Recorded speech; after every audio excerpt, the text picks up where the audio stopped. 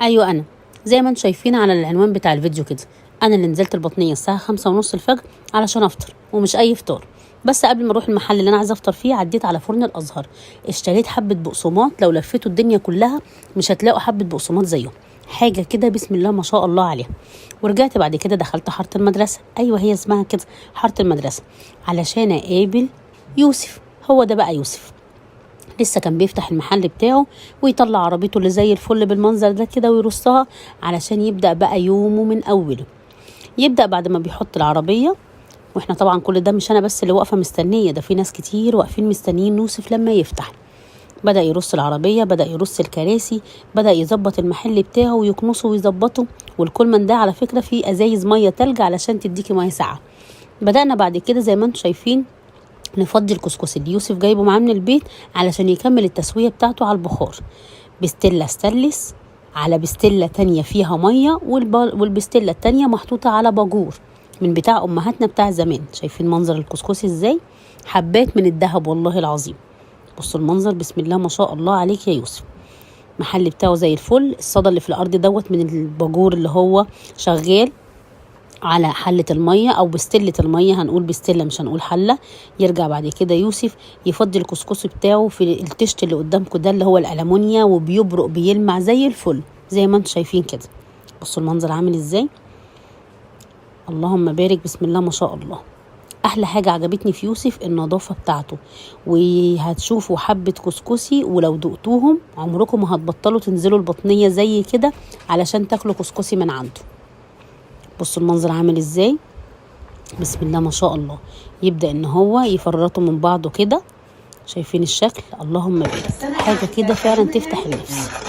في اسرار كتير هتلاقوها النهارده في الفيديو عن طريقة الكسكسي وعمايله، وعن سر الكسكسي اللي بيتاكلوه من عند عم فودة من ايدين يوسف ابنه. عم فودة طبعا الله يرحمه. بصوا المنظر بعد ما بيحط الكسكسي بالشكل ده كده بيبدأ يسقيه بالمية. دي كانت حركة جديدة بالنسبة لي خالص. المفروض ان انا المرحلة اللي فاتت كان الكسكسي جاهز ان هو يتاكل، لا حتة المية دي عشان يطلع بقى مفرط ويطلع خفيف ويطلع في منتهى الجمال. مهما تاكلي منه ما تحسيش اصلا ان في حاجة تقيلة على قلبك. بصوا الكسكسي عامل ازاي، بيفضل يقلب فيه بالشكل ده كده وبيبدأ ان هو يرده تاني في التشت ويبدأ بقى كده جاهز للبيع. بصوا المنظر، يلا بينا هيلا هوب يا يوسف وعلى العربية. شايفين العربية نفسها أصلا تفتح النفس للأكل. يبدأ بقى يوسف يبدأ يجهز العربية ويحط الشاشة كده القماش البيضة اللي زي الفل علشان يبدأ يكون جاهز للبيع. وارجع واقول لكم مش أنا بس اللي كنت مستنية يوسف، لا ده كان في ناس كتير بتروح وتيجي علشان تفطر وتعدل المزاج من عند كسكسي عم فودة. بصوا منظر العربية عاملة ازاي، الحاجات دي مش هتلاقوها الا في البطنيه. يبدا بقى يرش ميه كده ويقول يا فتاح يا عليم يا رزاق يا كريم يا رب ارزقنا الخير كله. شايفين المنظر، ويبدا بقى يولع النار على حرف الكسكسي كده ويحط على حرف النار دي علبه السمنه او كنكه السمنه اللي هيبدا يسقي بيها الكسكسي. وبصوا شايفين المنظر بسم الله ما شاء الله. يبدا بقى يعمل الاطباق وادي السكر البودره. بصوا المنظر بقى، شايفين حبة الكسكسي وعليهم حبة السكر من فوق، والسر كله في نقطتين السمنة اللي بيتحطوا على الوش. ادي النقطتين اللي فيهم البهاريز كلها وفيهم الطعامة كلها. ربنا يديهم الصحة يا رب اللهم بارك. عامل ايه؟ نهارك ابيض ان شاء الله. قبل اي حاجة كده انا عايزة افطر. شوية كسكسي حلوين كده بالسمنة الحلوة بتاعتك دي، يعني عايزة شوية. لا من غير لبن ولا لا، ممكن اخد الاول من غير لبن وبعد كده نشوف لو طلبت زيادة. انا النهارده عند عم فودة. تشرفينا بعيدا عن يوسف بقى، تشرفينا ست كل اللي ماشي الدنيا دلوقتي. الله يبارك لك. بس انا عارفه ان كسكسي عم فودة معروف من زمان والناس بتنزل من كل مناطق الجمهوريه عشان تاكل حبه كسكسي من عند عم فودة. فانا النهارده جايه اعرف الناس ايه هو كسكسي عم فودة. واحنا طبعا صورنا التحضيرات من اولها، فهتشوفوا اصلا معانا من اول الكسكسي ما بيتفضى. ويوسف الله اكبر عليه هتاكلوا فعلا منه حبه كسكسي. انتوا عارفين ان مش اي حاجه بتعجبني، يكفي نظافه المكان وشكل العربيه وهو الله يبارك الله يبارك كله يعني الله يخليك يا رب. هتاكلوا حبه كسكسي معمولين صح. كله من ذوق. انا عايزه اسالك على حاجه بقى، كسكسي عم فودة بقاله قد ايه؟ كسكسي عم فودة كان من قبل عم فودة، كان ايام جدي. من سنه انا كام كده؟ جدي اسمه حامد، مشهور بحامد السني. حامد السني. حامد السني تمام. ده ابو والدتي، وجي والدي هو كمل بعد منه. يعني كان الاساس عند الاساس عند جدي. الاساس عند جدي هو ابو والدتي. ابو والدتي. وبعد كده اتنقل لوالدي، ومن والدي اخواتي. يعني كان وبعد كده حامد حامد السني، وبعد كده بقى عم فوده. بعد كده عم فوده. وبعد كده بقى يوسف. بعد كده يوسف. ربنا يا رب يعني العمر كله ان شاء الله باذن الله. الله يكرمك. ايه اللي بيميز الكسكسي بتاع يوسف او كسكسي عم فوده؟ غير اللي انا دقته بقى، يعني هي اصلا اولا انا دقته. الصنعه بتختلف من واحد لواحد، ماشي. وطبعا يعني ايه هو الرزق اولا بتاع ربنا، اولا واخيرا. اكيد والاتقان في العمل، يعني مش الاتقان في العمل. ده بقى اللي انا عايزه اتكلم عليه. انا شفت يوسف النهارده وهو بيحضر، هو بيعمل الحاجه مش عشان ان هي تصوير او الكلام ده كله. هو انا دلوقتي بعمل الحاجه يعتبر انا اللي اكلها، بالظبط، مش ان انا ابيعها وخلاص. دي اهم حاجه، ان انت تبقى عامل حاجه بعمل الحاجه اكنها لنفسك، اولا واخيرا انا اللي باكلها. بالظبط.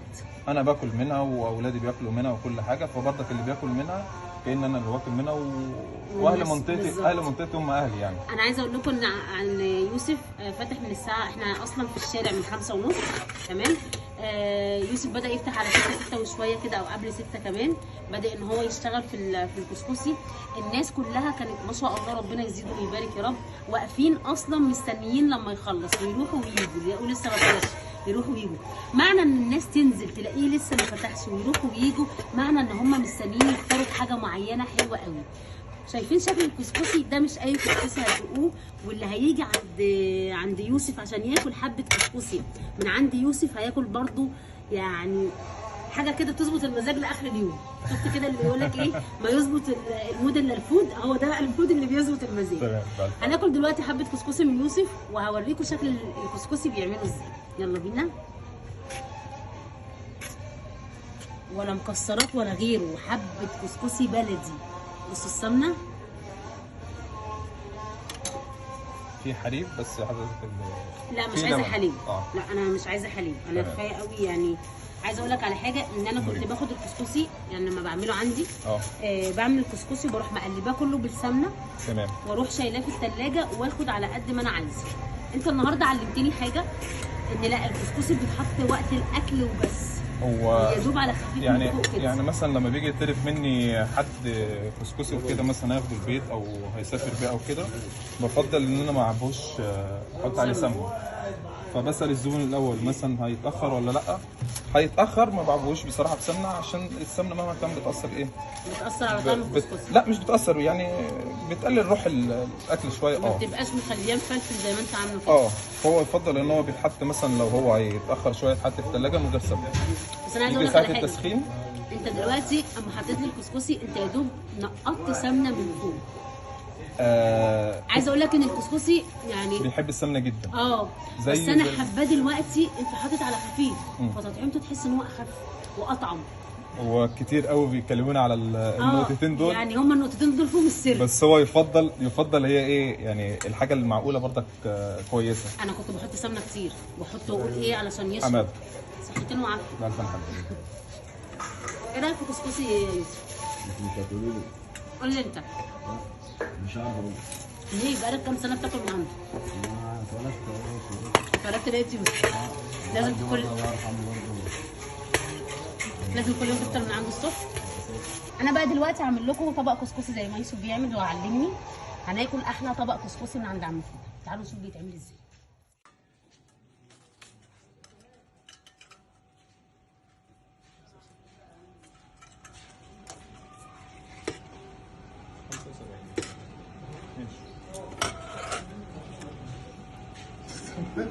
هعمل لك رق تاني، ما هو ده الاثنين رقين. ده جاي ياكل ملوش دعوه.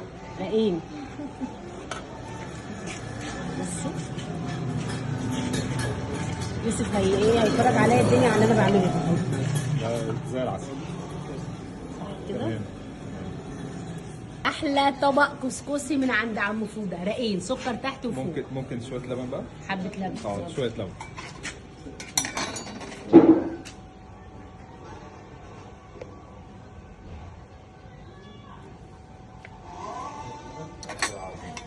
مش هتاكل زيهم في حته.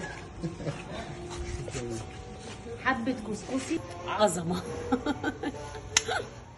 احلى كسكسي مش تاكلوه الا من عند كسكسي يا عم فوده، من عند يوسف ومن ايدين يوسف. بس خلوا بالكم عشان تاكلوا حبه كسكسي حلوين قوي لازم تصحوا بدري، تقوموا من النوم على هنا على طول، اوعوا تروحوا عليكم نومه علشان تستفادوا باحلى حبه كسكسي في الدنيا كلها. احلى كسكسي ان شاء الله اكلته النهارده، طعمه حلو جدا. ان شاء الله باذن الله استنوني في فيديو جديد من اكلات القاهره القديمه. خلوا بالكم من الحته دي كويس، مش هتلاقوها الا معايا مع نونا وبس. اشوفكم بخير واشوفكم على خير، والسلام عليكم.